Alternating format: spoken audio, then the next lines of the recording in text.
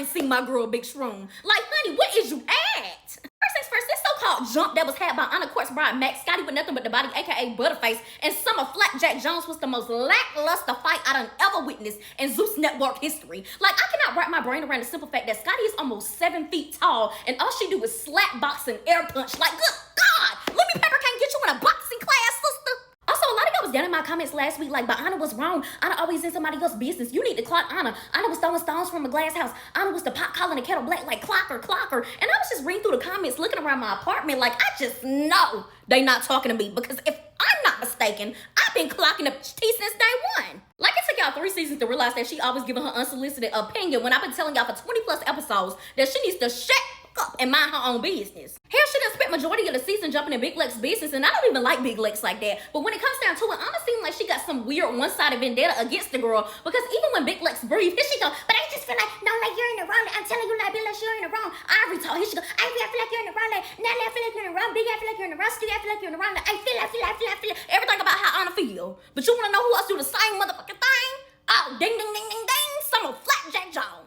So that's why I couldn't care less that Anna jumped in the Summer situation, because they're one in the same. That's like two messy bitches arguing about to tear each other up. That ain't got nothing to do with me. 2 wrongs is somehow finna make a right. Beat each other up over there while I'm sipping my margarita. Next. And circling back to Big Lex, sweetheart, you are the biggest letdown of this season. You and Summer single-handedly had every fan in the palm of your hands, and within seconds, you lost all of us because y'all wanted to be clout demons. Word to DDG. Like, Lex, why you wait 900 episodes to finally jump in and help your friend Summer? Talking about some, ain't nobody gonna be jumping my friend Summer. Ain't nobody finna be jumping my friend. Your friend? Ain't she been your friend the whole season? Summer been getting ragged and tagged up the entire season, and Big Lex been standing on the side, laughing and smiling with all 32 showing. But all of a sudden, when Summer is fighting Anna, she wanna jump in. And I don't blame her, because it seems like they got some weird unspoken beef between the two of them. So I would jump in and get the bitch as well. But I just find it so funny when you start looking at the timeline. Before Ivory went to court, Big Lex was able to keep playing up off of that Ivory storyline, like, oh, Ivory better not walk past me. She know what it is. Like, it's still smoking animosity in the air. Like, she was able to keep playing up on that storyline. But when Ivory went to court for them 2 episodes and we didn't see her,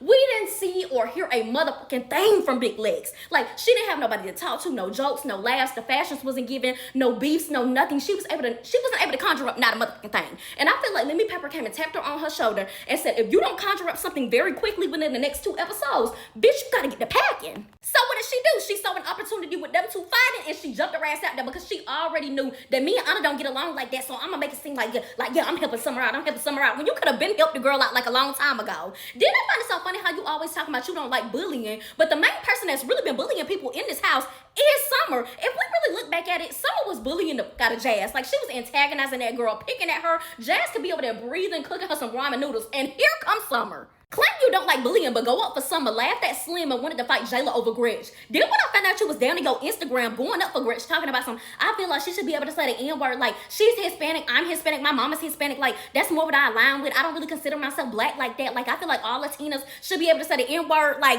yeah, it's all starting to make sense. Your mama not black. Then did y'all hear Dolly in the confessionals talking about some, they lucky I wasn't there? What was you gonna do? Throw Bengay and Icy Hot on the girls?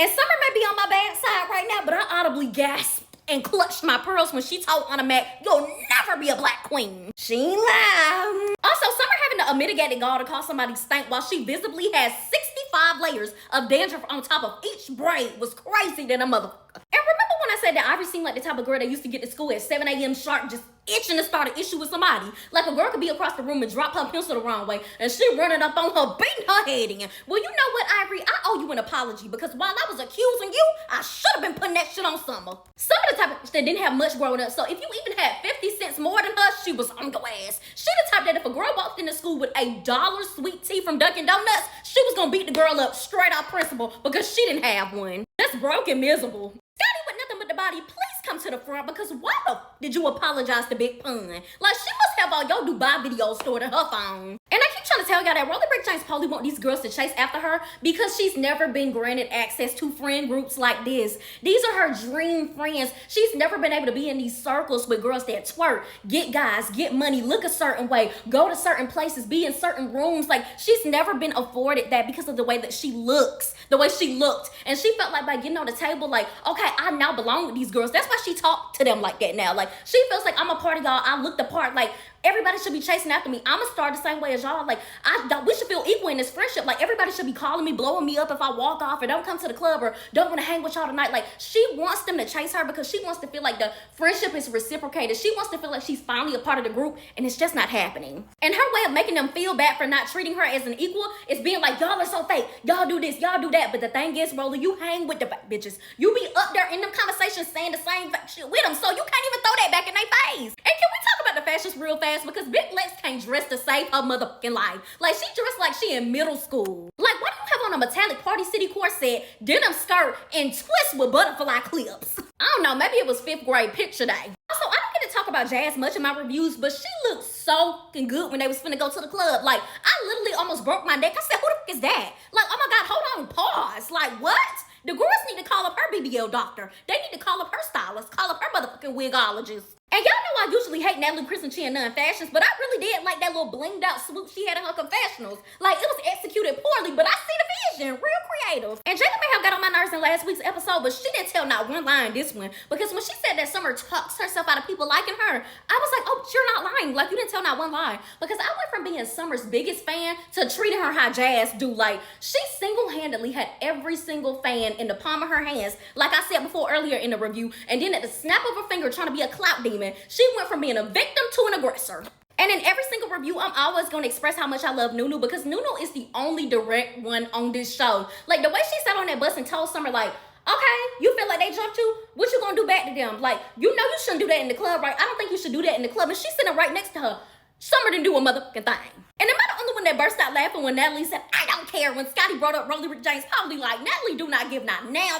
She said Big Pun can stay outside the club for all I care. Also, I was so mad they blurred the background outside the club because I wanted to see if they had any fine Pacific Islanders. Like, is there any Samoans out there? And I keep trying to tell y'all that Betty shot a clock is a seance, because why they had these folks fighting down to the Hawaii club? Like, they raggedy ass energy make anybody want to hook. And let's be clear, Natalie, Chris, and Chia Nunn only made up with Rolly Rick James Polly in the club because she was loose as a motherfucking goose. And Natalie, Chris, and Chia Nunn, come to the front because you think you slick. You only want them girls to go parasailing so you can naturally eliminate. Just talking about some, yeah, like, I've never done it. I don't think I'm gonna get up there. Like, you see what happened to me in the Caribbean. Like, yeah, like, you guys, you know, I'm afraid of heights. Like, I'm not into that. But, like, you guys can go. Like, yeah, Biggie, you should do it. Like, Jaden, Stewie, Dragonfly, you should do it. Like, I would not trust Natalie. She the type that would tell them folks to use thin strings and drive fast. And before I move on, Stewie, come to the front, because what are you talking about Tommy? Talking about some, yeah, like, that traumatized me. I've been through some things in life, and, like, she never needs to be seen on anything at Zeus Network ever again. Like, she doesn't need to show up on any more episodes, on any more shows. Like, that was crazy. That was ridiculous. You know what? I actually would take your word for that and actually think that you're traumatized if it wasn't for the simple fact that you still actively fool with Blueface and be going at it with Krishan. Like, you claim to be so traumatized over stuff like that, over a BB Pum Pum, but you still go up for stuff like Blueface being a whole gangbanger, like a full crap. Like, and you go up for Krishan, you want to argue with Krishan talking about you knocked her tooth out and you do X, Y, Z. You know what? That's why I can't trust you, Stewie. Dragonfly, you lie all day. Bye. And Anna Quartz Brown has always got something to say about Tommy as well. Like, girl, shut up. She should have got you. And Jazz was really clocking T the whole episode, because the way the newbies was on the bus talking about some, oh, the OGs ain't taught us nothing. And Jazz said, why would I need to learn anything from bitches that's the same age as me on a show called Baddies? Like, bitch, I already know how to be a bad bitch. I look the way I look, get money already. Like, what the fuck y'all talking about? And I find it so funny how Natalie want to go parasailing and Summer can't swim.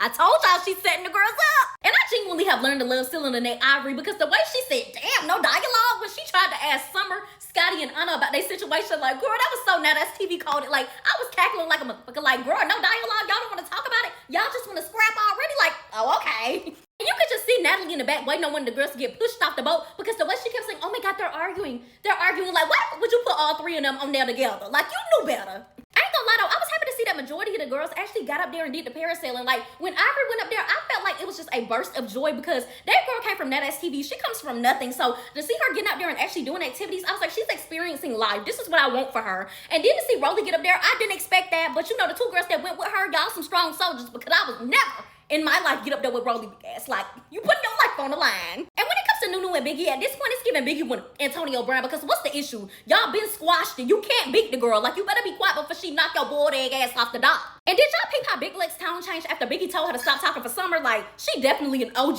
sucker. Then next week, we got folks being carried out on the stretcher. My